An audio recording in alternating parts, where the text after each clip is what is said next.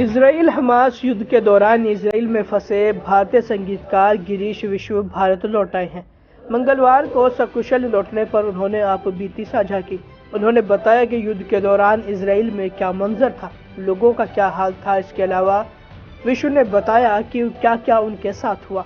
संगीतकार गिरीश विश्व ने बताया कि भारत से 10 लोगों की एक टीम वहां गई थी। सुबह का वक्त था, हम गहरी नींद में थे, तभी अचानक हमें एक बड़े विस्फोट की आवाज़ सुनाई दी। हम हड़बड़ा के जैसे ही खड़े हुए वैसे ही होटल के सायरन भी बजने लगे। हमने समय देखा तो करीब 6:30 बजे थे। सायरन बजते ही होटल में शोर शुरू हो गया। हमने कमरे का दरवाज़ा खोला तो लोग कॉरिडोर में भाग रहे थे। हमें पहले तो कुछ समझ नहीं आ रहा था कि क्या हुआ, लेकिन होटल के हालात देख हमें समझ आ गया कि यहाँ पर हमला हुआ है। सुबह धमाके की आवाज़ से हम लोग उठे एकदम 6:30 बजे, तो होटल का सायरन बजने लगा। हम लोग सब बंकर में गए। बाहर सब आवाज़ें चालू थी, मिसाइल से सब चल रही थी, बम के धमाके, सब दर्दनाक सीन था सर। वो मैं इज़राइल गया था 2 तारीख को, 2 अक्टूबर को हम लोग गए थे। 4 तारीख को हमारा प्रोग्राम था और मतलब 7 तारीख को सुबह मैं लेके गया था अपना इंडियन आइडल के सिंगर शिरीषा भागवतुल्ला, सारेगामा के सिंगर शरद शर्मा और एक सिंगर और थे चेतन राणा। तो इन लोग को लेके हम लोग म्यूज़िकल शो करने गए थे इज़राइल। हाँ जी, 4 तारीख का शो था हमारा वहाँ पे। और 5 और 6 हम लोग वहाँ घूमने वाले थे। तो घूम के हम लोग सब जेरूसलाम हम लोग ने सब घूमा। और 7 तारीख को हम लोग निकलने वाले थे दोपहर को 12 बजे। तो हम लोग 10 लोग थे सर, 10 लोग की टीम मैं ही लेके गया था सबको। जी। तो क्या हुआ फिर जब आप निकलने वाले थे 12 बजे? हम लोग दोपहर को 12 बजे निकलने वाले थे, तो सुबह 6:30 बजे एक ज़ोरदार धमाका की आवाज़ आई। हम लोग को धमाका हुआ, ऐसा ढोम करके बहुत ज़ोर से आवाज़ आई। कौन से शहर में थे आप? एक एस्केलॉन में थे हम लोग, एस्केलॉन में। ओके, और कौन से होटल में थे आप? रबीना करके होटल है, रेगिना होटल। जी। तो आपने धमाके की आवाज़ सुनी? सुबह धमाके की आवाज़ से हम लोग उठे एकदम 6:30 बजे, तो होटल का सायरन बजने लगा।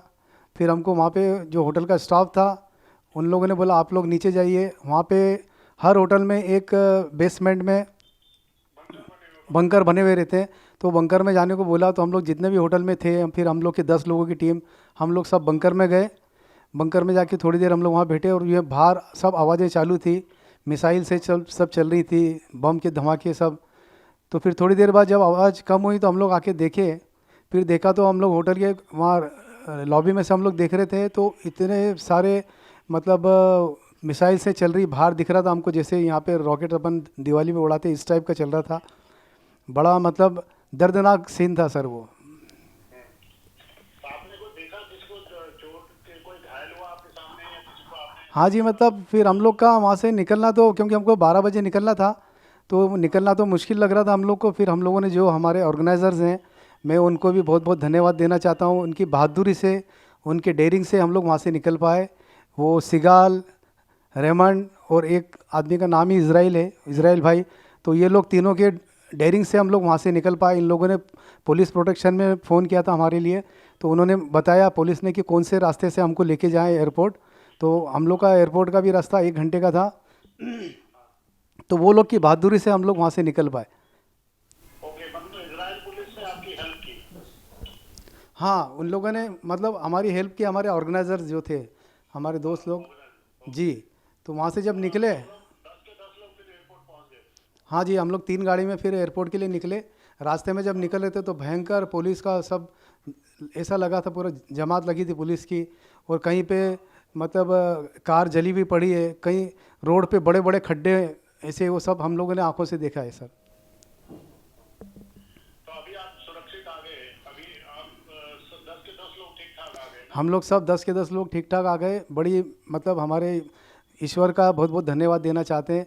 और हमारे लिए बहुत लोग प्रे कर रहे थे, उनके लिए भी बहुत बहुत धन्यवाद। और मतलब हम लोग वहाँ से निकले तो फिर हम लोग इस्तांबुल में, हम लोग इस्तांबुल गए पहले।